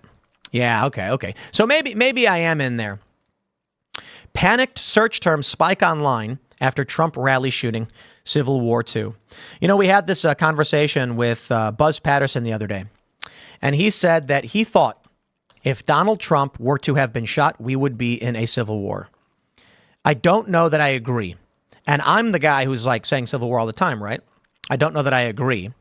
However, I do believe we may be in some kind of escalation of violence. He said maybe insurgency. He said he'd think we'd be shooting. And I think it's clear what he means is that like Americans would be. I don't know that I agree with that. If Donald Trump were to lose his life, why would anyone in Appalachia go to D.C.? And that's the point. And he said, okay, maybe like nobody in West Virginia would do it. And I'm like, no, but let's be real. Like, why would anybody in northern New York City, or I'm sorry, northern New York, drive to New York City? Why would someone from Atlanta, which is actually probably more liberal, But why would someone from the South go to the North? This is the thing that people don't understand. When the American Civil War happened in 1861, you get these people that are saying things like, Tim Pool's crazy for thinking civil war is possible. Just go outside and talk to people. There's no interest in this. Let me ask you a question. Do you think that in 1861, let's say like February, like right before, this is around the start of the Civil War. Do you think that if someone walked outside of Atlanta, they would walk up to their neighbor and be like, oh, I'm just itching for a civil war. And the other guy would be like, ooh, you Southerner, ooh, you Northerner. And they box? No. The dude in the South would walk out and be like, we're the South. We agree with each other. More to the point, they were states. So they'd be like, we're Virginia, we're Georgia, we're, Arkansas or whatever. And then in the North, do you think if someone in New York City walked outside, they'd bump into a guy who's pro-Confederate? Of course not. It's never how it worked. Regions are politically aligned. In any civil war, you walk outside and everyone agrees. Now, things are still the same here. People in blue areas walk outside and they think everything, look, this is normal. The Republicans are crazy. I talk to my neighbors all day. We agree. And it's like, yeah, why don't you take a drive down to a rural area and talk to the locals there? Here's a story from Rolling Stone. A little more than a week after Donald Trump was nearly assassinated at a campaign rally in Pennsylvania, blah, blah, blah. Ohio State Senator George Lang was warming up a crowd for J.D. Vance when he's idly vamping up how the country might need a civil war. Might need? What do you say? I'm afraid if we lose this one, it's going to take a civil war to save the country, and it will be saved. It's the greatest experiment in the history of mankind, and if we come down to a civil war, I'm glad we got people like Bikers for Trump on our side. I think that is deeply irresponsible, and it is not the case. The far left wants civil war. We don't. Any sane person would tell you that breaks the system. But I'm not surprised to hear people saying this. I have been warning, the track we are on leads in one direction with no off-ramp. There are variables I can't see, so hopefully there is a switch ahead that pulls us out of this. But can I, it's just absolutely fascinating. I'm going to say this. Anyone who thinks it is not possible to have a civil war is a moron. I will be as crass and as insulting as possible. A moron. That's just it. Now you go back to 2018 when there was that Atlantic article, whatever magazine it was, I talk about it all the time, and they said there was a 30 to 90% chance of civil war. And if you said, oh, shut up, I'd agree with you. I'd be like, yeah, I mean, it's just one article. I thought we were on that track back then. Where we are today with January 6th, 4 years ago, 3.5 years ago, with the contested election and what we're seeing now, unprecedented historical moments, and someone tried to kill Donald Trump. And people are still going to be like, nah, it'll never happen. Nah. How insane is that? I should bring Andrew Wilson back and ask him what he thinks again. We ended up extending the Culture War show by an hour after we started debating Civil War because he was, with all due respect, taking a generic line typically applied by leftists to say, Tim Pool predicted a Civil War. It didn't happen. I have never predicted a Civil War. I have never said on this date at this time a Civil War will happen. I said, I don't know. I say we are on track. But here's an important factor. It could be 30 years. It could be 20 years. It could be 10 years. It could be 5 years. I honestly don't know. In 1820, they were talking about civil war over slavery. And they put a band-aid on things and tried to keep it constrained. And it didn't work. It took 40 years until everything broke. It's 2024. We could be in a similar period. And I could be wrong that we are looking at something more immediate. However, that being said, with everything we're seeing now, you go back to 2017. And that's the bike lock Berkeley battle, street battles and conflict. And I said, this stuff is bubbling up like crazy. I remember watching a video where thousands, like 2,000-3,000 people are out protesting, beating the crap out of Trump supporters. And I'm like, this is getting into like Civil War level stuff. And I had people telling me like, Tim, you're nuts. It's just street violence. And it's like, this is unprecedented. And if this track keeps continuing, it will reach the highest levels. We had a group chat with journalists based out of D.C. One conservative guy is like, oh, shut up, Tim. The security state would never allow the government to crumble. Fascinating. Look where we are now. The security state is in shambles. The deep state is in shambles. People are fighting in the streets still. The worst riots the country's ever seen since the 50s in 2020. The president forced into an emergency bunker with 100 plus officers injured. The White House grounds were firebombed. St. John's Church was set on fire. Unprecedented. Less than a year later, January 6th. Now, I don't think January 6th was the apocalypse, but it certainly was unprecedented. A riot at the Capitol, storming in. I know half the people on the other side of the building didn't storm in, but on the one side, they did. I don't think it's the apocalypse. But all of these things are indicative of the direction we're going. Now you have January 6 defendants who have never been charged still in prison. Political prisoners. You have the criminal charges against Donald Trump. You have the altering of the law to charge Donald Trump. The hush money case in New York is one of the first times, or I should say the highest profile moment. So I'm sure there's corruption all across the board, where they charged Donald Trump without due process. They said, quote, another crime. That's what Trump was charged with. Falsification of business records, citing another crime. You can't just do that. But you see where we're at. Why would anyone believe that with everything they've done to Trump, changing the laws so he could be sued, lying about his businesses to claim he committed fraud, when his lender said, no, he did a great job and we weren't defrauded? Don't care. They said, don't care. Criminally charging Trump without due process, citing another crime that's never been adjudicated, and we still don't know what it was. And then when all of that fails, he's nearly shot in the face. Okay, dude, if someone shooting Trump in the ear, nearly killing him, isn't enough for you to consider that this country is in such political tumult that we have the possibility of civil war, then nothing will. Nothing will. You'd think January 6th would be enough to consider that this country could disassociate, break apart, or result and break down into insurgent fighting. But I think people live in the movies where they think it's going to be like California declaring war on Texas or something. They live in movie reality. Well, real reality is they don't fall out. The wars don't happen this way. And a civil war doesn't happen this way. I think we're looking at potentially more like a dissociative Soviet Union style breakdown, which will result in resource conflict. Civil war would likely be more regional than anything, and likely with insurgent violence. They're going to say Lang later wrote that he regretted the remark, which was made in excitement of the moment on stage. His own pangs of conscience aside, Lang's comments aren't an isolated occurrence.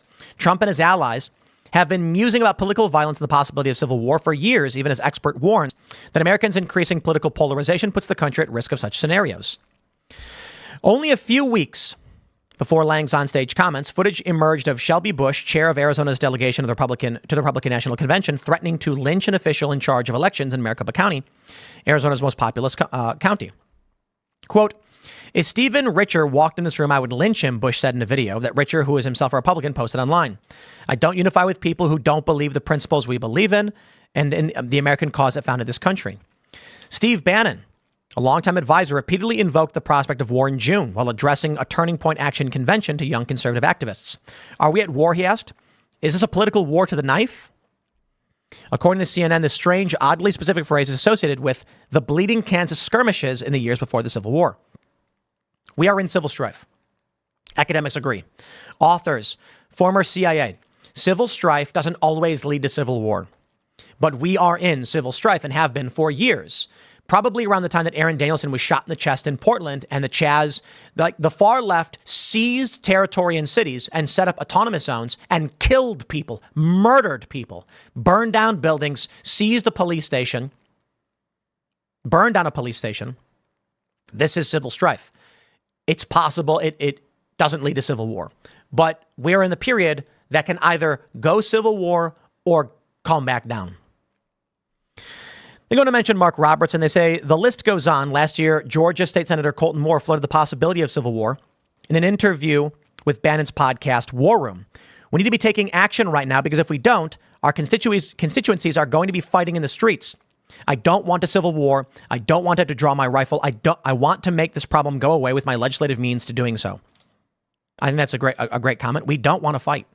And for all the people that are inching towards it, you will regret it. Mark my words. When your bread costs $20 and you're lucky to get it, your store shelves have nothing but salt and flour, and you're wondering if Do I eat the whole stick of butter? It's the only food I have left for the day. My calories are coming from pure fat. And the worst is not just that you don't have food, especially in the suburbs.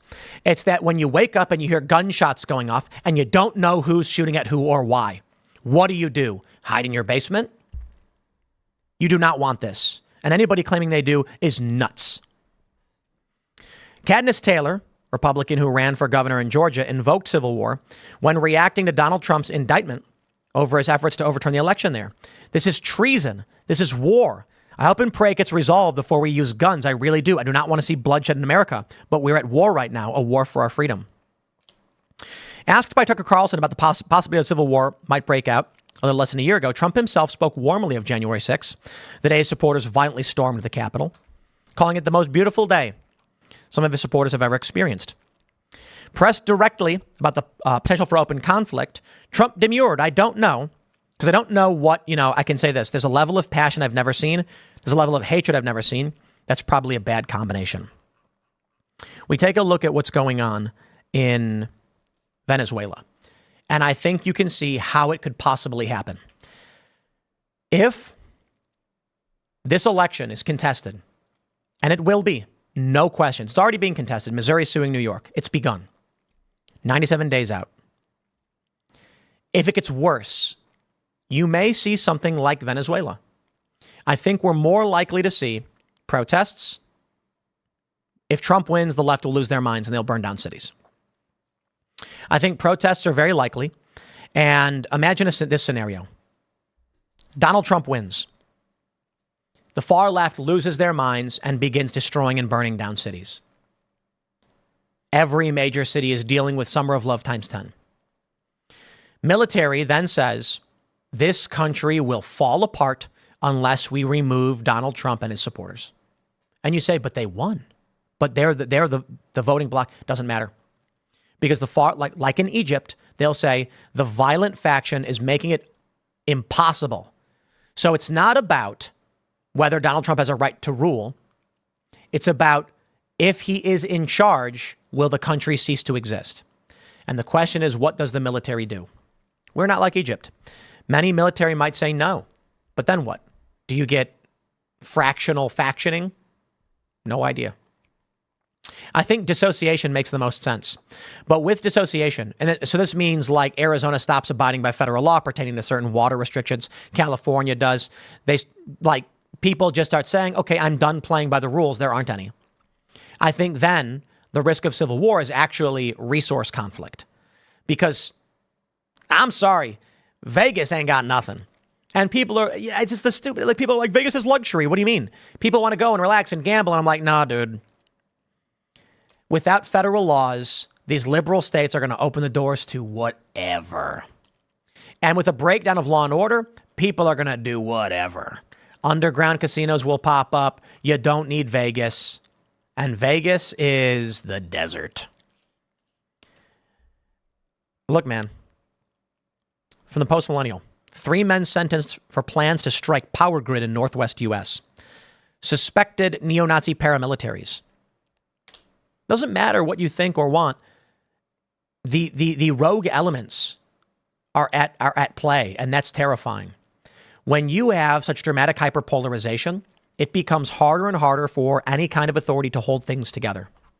So how does it go down? I don't know. I think there's a possibility Kamala wins through less than political means, and the Republicans just grumble. Middle American red areas dissociate to some degree. Maybe they stop paying taxes. Then enforcement becomes more and more difficult. You'll get insurgent clashes with federal authorities, but it'll take years. Bleeding Kansas style conflict. If Trump wins, I think it's more quick and immediate. Trump may then invoke the Insurrection Act, gain control of the cities. Either way. That's when we go into hot conflict. So I hope not. But I'll leave this, I'll wrap this segment up here. Smash that like button, subscribe to this channel, share the show with your friends, become a member at timcast.com. Next segment will be coming up at 4 p.m. But for those watching live, we'll go to Super Chats right now. And thank you all for hanging out.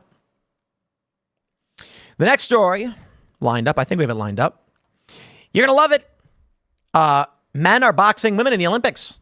Yo, we made it. We made it. Not kidding. A male will box a female. Is sports betting allowed on this? Because I'm kind of I'm gonna look it up. I'll look it up. In the meantime, we'll grab some super chats from you guys before we jump into this. Strike Drow says Vance is only right if you actually care about your kids and their future. Similarly, those who recognize the intrinsic value of life, kids or not, will vote to defend the future and defend life.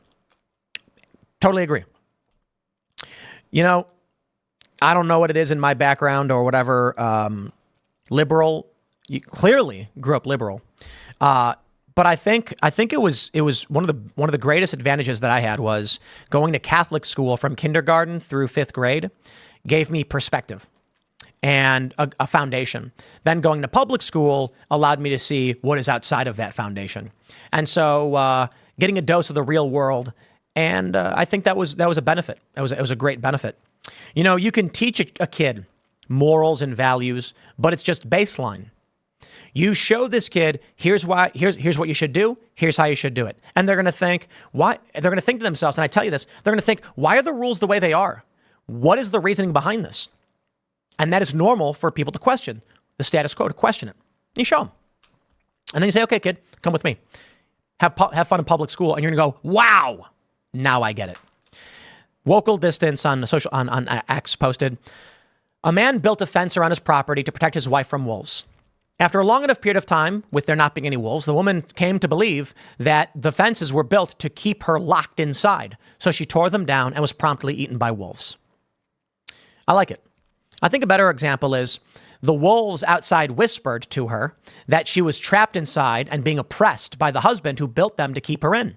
She believed the whispers, tore the fences down, and was promptly eaten by the wolves. Although wolves don't speak English, so whatever. Daniel Hebert, do y'all have truck parking by any chance up there in West Virginia? I'd love to come by and check y'all out sometime, but I got a big rig with me all the time. We have zero parking for people who don't work here. There is no functionality to come to our studio in any capacity. Secured perimeter, and you can't get in. So in West Virginia in general, yes? I don't know. All right. Mazatzal says, not everyone is meant for marriage. Those who can and should accept this. It's true. You got to find your reason for your purpose in life. It could be different. You never know. Dango Knight says the couch thing supposedly came from an early edition of his book. I've got an army buddy that says if it were true, he wouldn't be surprised. He and his unit talked about doing weird stuff when they were preteen to teens. I just think it's all meaningless. Like somebody who supports adult men engaging in adult activities in public really have no ground to stand on to criticize J.D. Vance. Like if J.D. Vance was like, I'm just into juggling bananas, I'd be like, I really don't care, dude. Like, I don't know who they're trying to talk to. Okay, let me just put it this way. Conservatives seem to be really upset about being called weird. But I am weird, and that's fine. I enjoy it.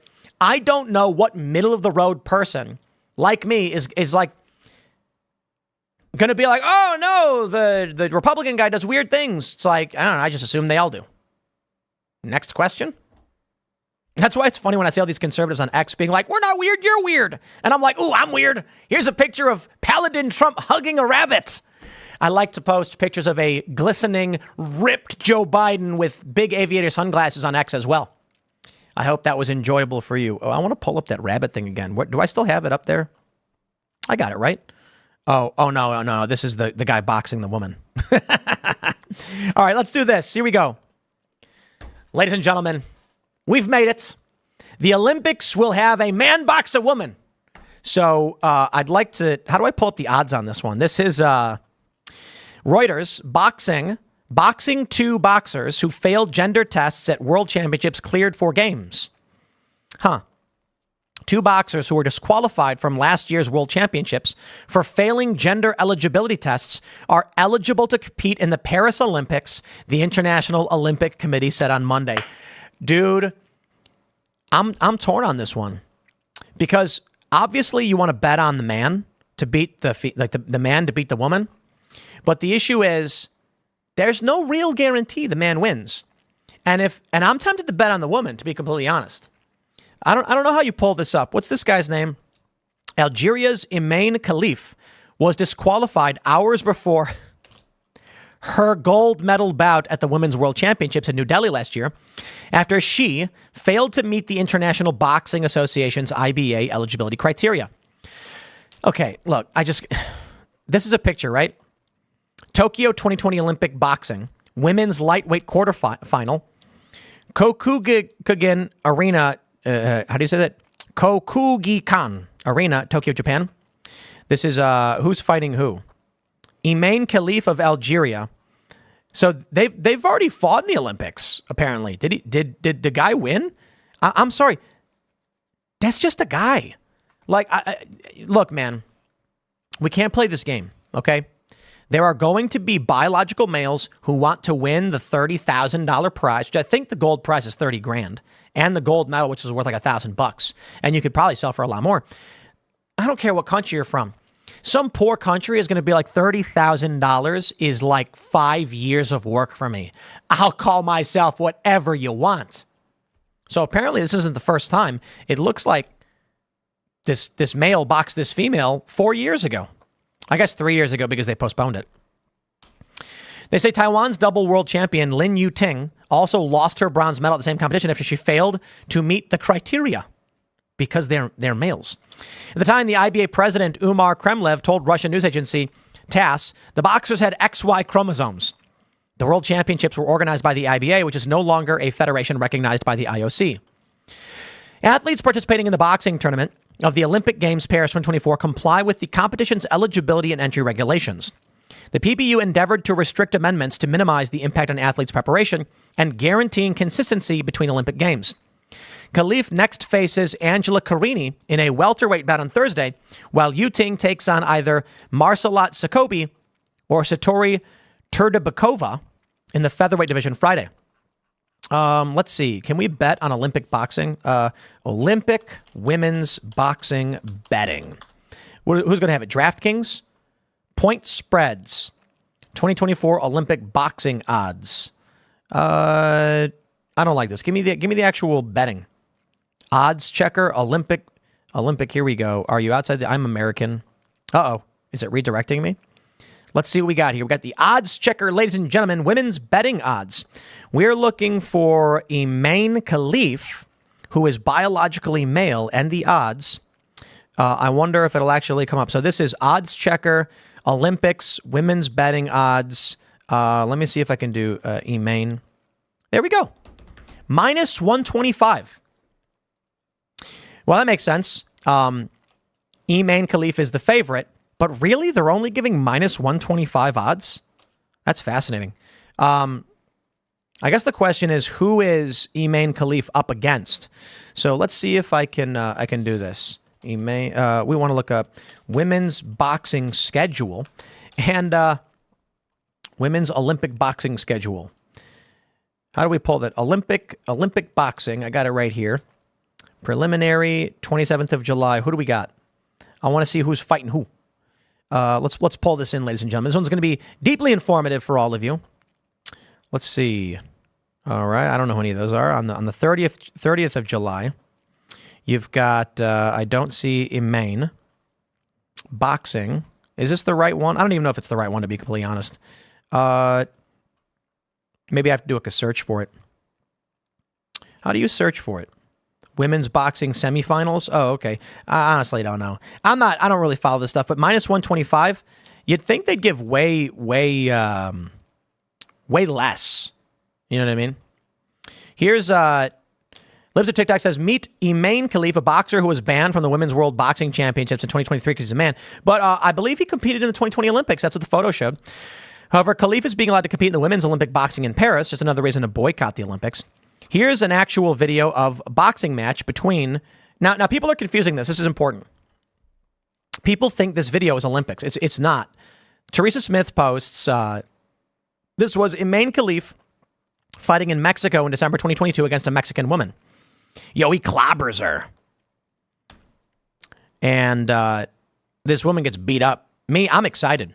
I said, I tweeted, I'm really excited to see this woman get punched in the face. It's boxing. That's what happens. It's not violent. I'm saying, like, I'm excited for the boxing match, and I was trying to be, excited. They're both going to be punching each other in the face with boxing gloves in a regulated ring, and I'm excited for it. I am. Fair Play Women says on Thursday, a male boxer will fight a female boxer while the crowds cheer and TV audiences watch on. Sex testing confirms Khalifa Main has male XY chromosomes. So is this Thursday, August 1st? Do I have this is it, right? Karini Angela, August 1st is the match. So quarterfinals. Oh, did they advance already? I don't know how to pull this up. How do you pull up I don't know. Maybe I got the wrong thing pulled up. So, yeah. Oh, it's the 8th finals. Whatever. Interesting. All right. Karini Angela. Do we have the betting odds for... Is it Karini Angela? Oh, I see. 66 kilogram winner. Oh, okay. I pulled up the 54 kilogram winner. We'll have to check that one again. Can I not open that up and see? Let's see what we got. We got 50. Going to be fighting Karini Angela, huh? What do you think? We had this. This one's really funny. Olympic announcer Bob Ballard fired over a joke about women taking too long to get ready. They're going to let a dude, a male, box a female. The odds favor the male. A veteran Eurosport announcer was fired for making a joke about women taking too long to get ready after the Australian Olympic swim team took the gold in Paris. BBC reported. Bob Ballard said that the 4x100 meter freestyle relay team were finishing up, and you know what women are like, hanging around doing their makeup. That's a good one. Ballard, who had covered global sports since the 80s, including numerous Olympic Games and World Championships, apparently laughed when his broadcasting partner and former British swimming champion Lizzie Simmons said this remark was outrageous. Dude, okay. Maybe we need to bring, like, I cannot, could you imagine watching, like, Barstool Sports and someone there saying this and someone be like, that's outrageous, how dare you? You think they'd fire somebody over this? Man. Molly O'Callaghan, Emma McCone, Meg Harris, blah, blah, blah, who just beaten the U.S. and China for the team's 4th straight Olympic gold, were celebrating their victory by waving to the crowd, according to the outlet. During a segment of Eurosport's coverage last night, commentator Bob Ballard made an inappropriate comment, Eurosport said in a statement Sunday, adding the longtime BBC reporter and presenter would be barred from future broadcasts, the BBC reported. Who was the guy? There was like something happened where some dude was in an elevator and the women got in. And then he was like, which floor do you want? And they were like, floor 7. He's like, okay, 7. And he hits 5 and he goes, all right. And next floor, lingerie. Ha, ha, ha. And then they were like, oh, how dare you? And they got him fired. Here we go. They got him fired of this. 64-year-old commentator has since apologized. Oh, don't apologize. Come on. Here's my point. It was never my intention to upset or belittle anyone. And if I did, I apologize.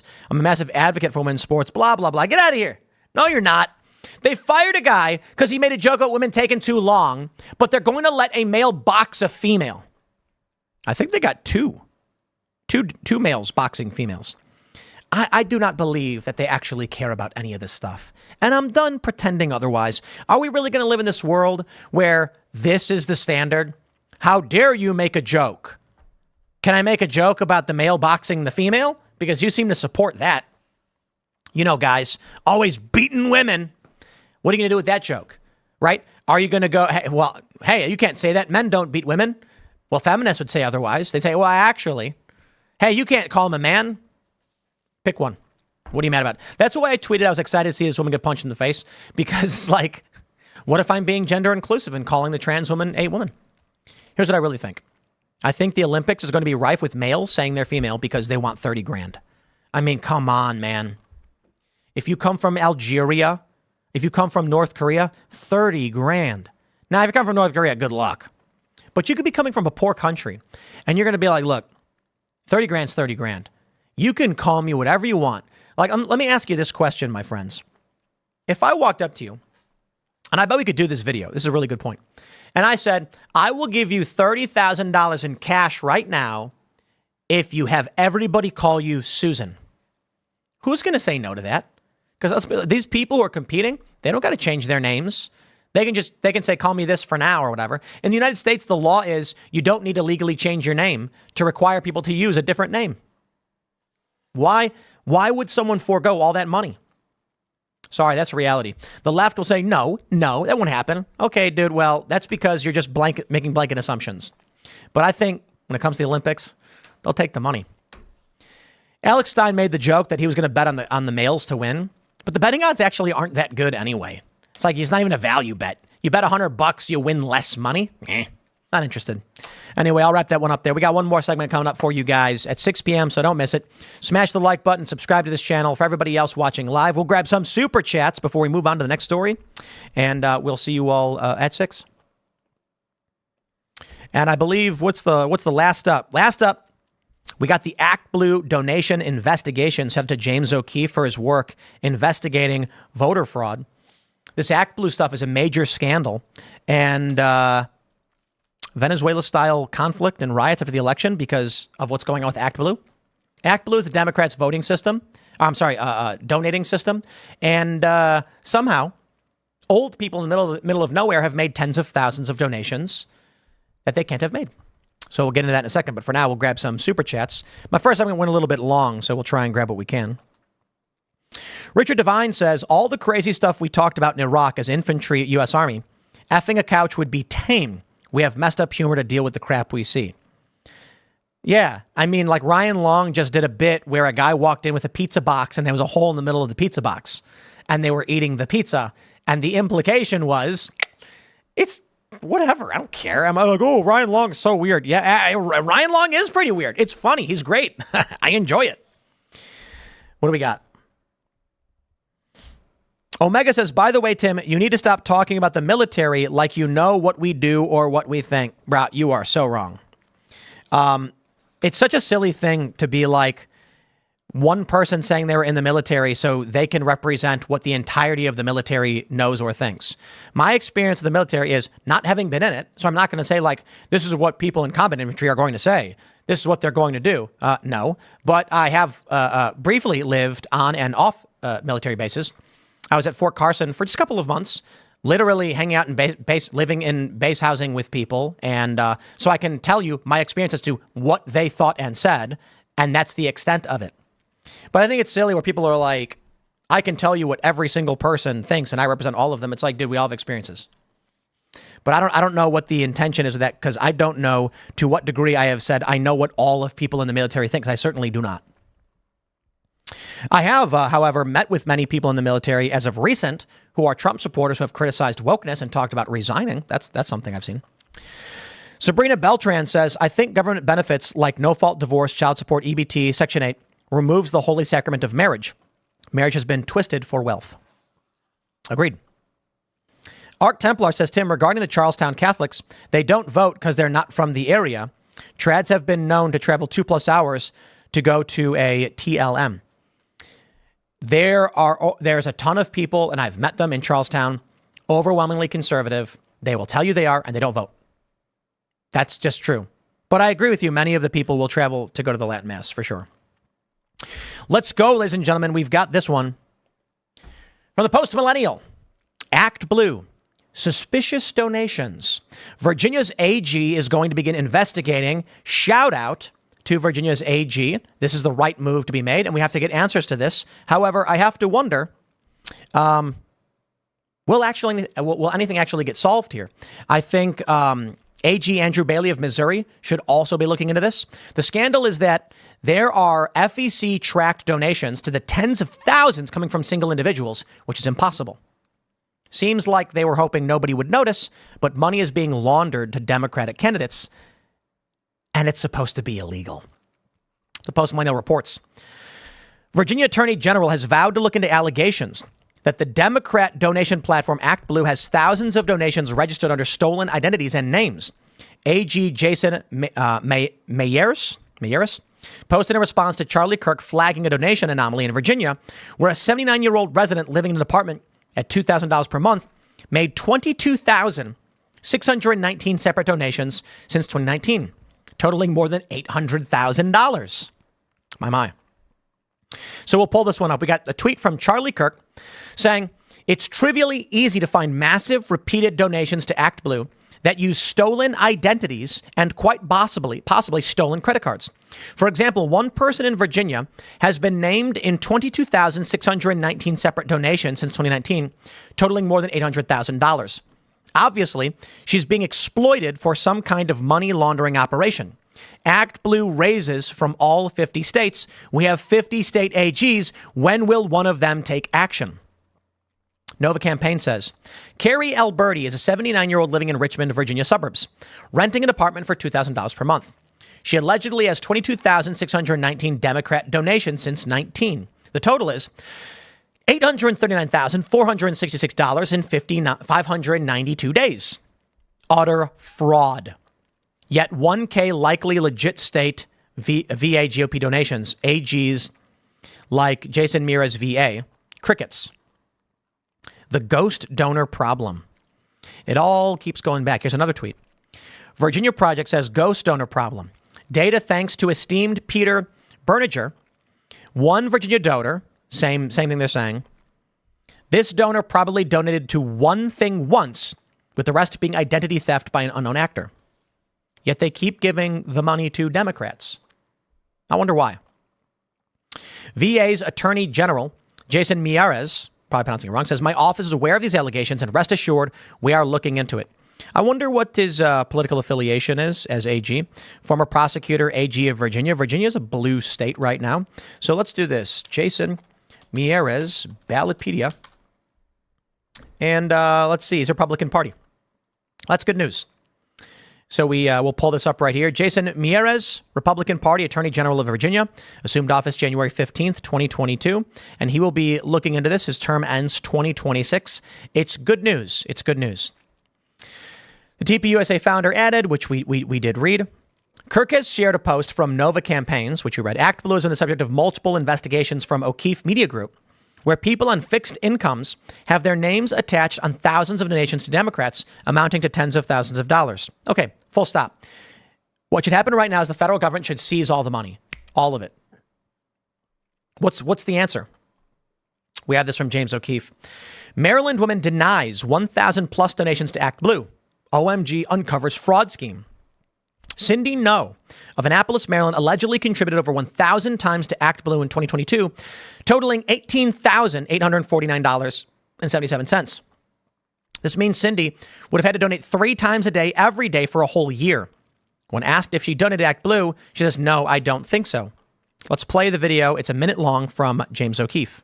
FEC data shows that some senior citizens across the U.S. have been donating thousands of times per year. Some of these individuals' names and addresses are attached to over $200,000 in contributions. We went and knocked on a few of their doors to corroborate the data that we received. We're wondering if these donors are victims of what appears to be a money laundering scheme. Cindy No of Annapolis, Maryland, who in the year 2022 allegedly contributed over 1,000 times to ActBlue, totaling $18,849.77. That means Cindy would have had to donate 3 times a day, every day for the whole year. My name's James O'Keefe, and we're doing a story on the number of people that have donated. You did donate to ActBlue, right? Once in a while. What about $18,850? No, I don't think so. You know people are using your address? I don't think so. Now here's a question I have. How come there's no investigation of this? How is it possible that you can go to the FEC like James did and just see this and there's no investigation? I mean, this makes absolutely no sense. It's illegal to contribute more than a certain amount of money. Certainly, they'd start looking into this. Unless there's no reason. James O'Keefe says he confronts ActBlue and FEC fraud. Retirees unknowingly listed for massive donations. An ActBlue insider disclosed a secret ActBlue conference held at a hotel in Boston. Inside the hotel, James O'Keefe questioned ActBlue about the FEC money laundering. Once again, another clip about a minute long. Do you work for ActBlue? Are you with ActBlue? Sir, do you work for ActBlue? All right, he's got copyrighted music in it, so I'll read. He says, thousands of contributions. We talked to people in Maryland who told us that they didn't make those donations, yet your website, ActBlue, listed as pass-through for this money. And they get a percentage of it, too. This is the crazy thing. So here you go. Nobody is actually asking. And then security came out. I think this is from a while ago. This video was originally, I think, from like last year. I could be wrong. The cops came out and asked him what he was doing. Here's what you got to understand. ActBlue gets paid too. Every donation that goes through ActBlue, a percentage goes to ActBlue. I'm pretty sure I could be wrong, but I'm pretty sure they get paid a fee, which covers the cost of the transactions. On top of what's going on with ActBlue, and hopefully we get an answer. You have the HAVV scandal. None of this stuff has been answered for. So I have to wonder a couple of things. Do Republicans play the same game? I don't believe that ActBlue is the only vehicle by which we are seeing this. I'm wondering if, when you look at these donations, do Republicans have the same thing? And I bet the answer is yes. And the reason why we haven't gotten an answer to this is that Republicans and Democrats are probably both looking at each other being like, if they're doing it, we do it. And so it's just a free-for-all. And then the HAVV scandal, why is it that no one has broken down these weird voting patterns? We keep asking for AGs to look into it. Huh? Could it be that Republicans are the ones behind it? Republicans are manipulating the system to gain votes? I don't think that's the likely outcome, considering the public sentiment right now with polling. But I will consider that. If the Republicans are not going to take action to deal with this at the state level, then I just assume they're in on it. And maybe what's actually going on is that Democrats and Republicans are engaged in this voter registration scheme. And so neither wants to call each other out. They just think they can do it better. This is, for those that don't know, I'll give you the quick gist on the HAVV story. Help America Vote Verification is registering people who don't have IDs who register to vote. We can see for the week ending July 20th, this is just a couple weeks ago, Arizona had 52,871 people attempt to register to vote without an ID. 8,467 were not in the Social Security Administration database. How's that? 8,000, nearly 8,500 people who aren't in the Social Security Administration database have tried to register to vote. Who are they? Look, we're 97 days out from the election. The system is completely broken. We all know it's completely broken. The elections are all likely faker than anyone could possibly imagine. And it's only now, because of the breaking of the narrative through social media, that this has become an issue.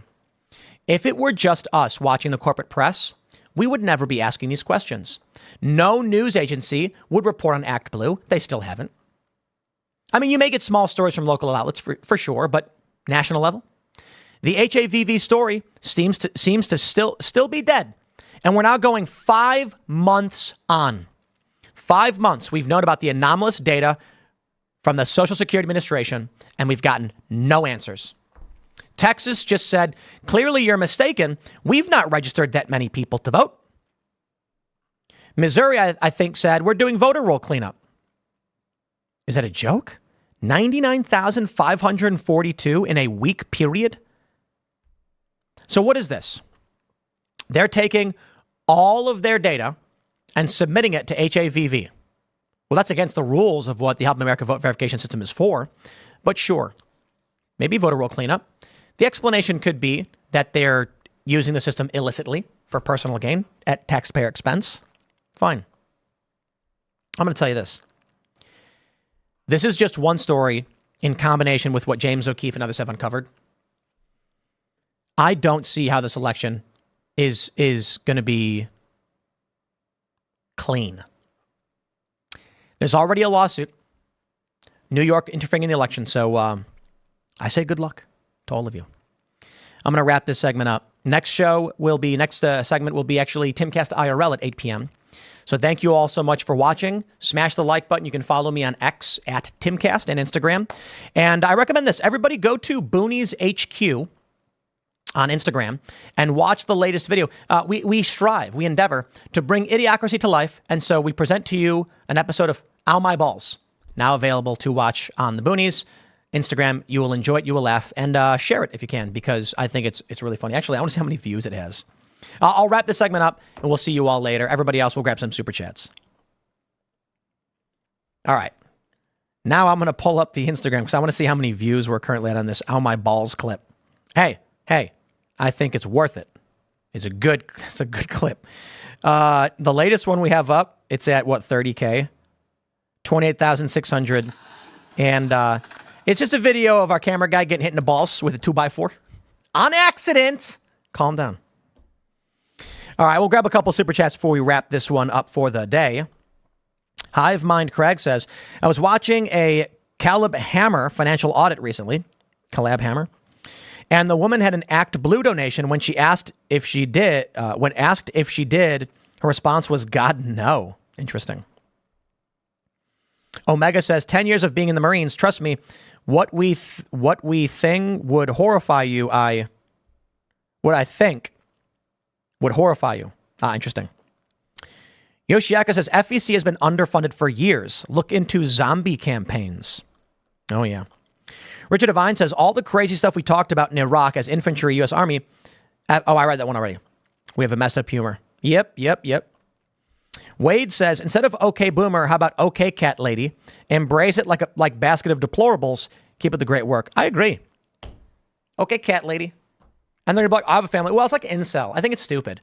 It's like AOC is like, JD Vance and Trump think it's weird if you don't have kids because they're incels. Huh? If they were incels, they wouldn't have kids. Like, what? Dude, I don't know, man. I'm sorry. The reality is that half this country is really dumb. It is. I'm not running for office. I don't care what people think. They're like, dude, I will say it right now. If someone came to me and said, Tim, you are emperor of America for one day, I'd be like, oh, Social Security is gone, dude. It's gone. What I'd probably do is set a timeline for dissolution and dissolve it. It would be like, you guys, you got 5 years. Figure it out. No new recipients, none. And those that are currently on, maybe we do that. If you're currently on it, you get it, but no one else can get on it. Bye-bye. We could taper it down. You know, because I'm not so stupid to think you can just pull the plug on something. That would be dumb. But certainly the system is completely broken. And people who have paid into it right now, like Chelsea Handler, she ain't going to get that. She's 50. By the time she's eligible for it, not that she needs it because she's rich, but like people in her age bracket who are cat ladies too, you ain't getting it. Have fun. Yeah, but I ain't running for office. One day I'll run for office. They're going to be like, here's a clip of Tim Pool saying he'd gut Social Security. I assure you this, my friends. If I ever did run for office and they were like, here's a clip from you from your show saying you'd gut Social Security, I'd be like, okay. Next question. Well, what's your answer to that? It's in the video. You played the clip. Next question. I don't care. Like, the idea that I'm going to pander to somebody that would to support a system that is completely effed and doesn't work and was bad from the get-go. I do not care for this political pandering. They paid into it and they earn it. You are right. But I paid into it. Don't I earn it? Why do I not get what I'm paying for? So no, sorry, not playing that game. How about this? You have a family like humans always have done. And in your old age, your family supports you.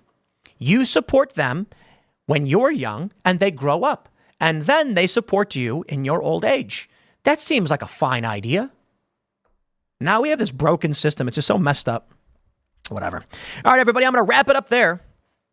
Let me be as controversial as I can. How about that? Follow me on X at Timcast. Become a member at timcast.com. Buy Cast Brew Coffee to support the show. Tonight, we are back. Who do we have on tonight, Timcast IRL? We've got Charlie Spearing. Should be a lot of fun. We've got a good fun lineup of guests this week. And, next week looks real good. Ooh, that'll be interesting. What do we got going on? Oh, look at that. 2 weeks from now is going to be a lot of fun. Oh, I see Blair White is potentially coming on soon. That's fun. All right, everybody, we're going to be back tonight. Thank you all so much for hanging out. Another morning live stream show. We'll be back tonight at 8 p.m. and we'll see y'all then.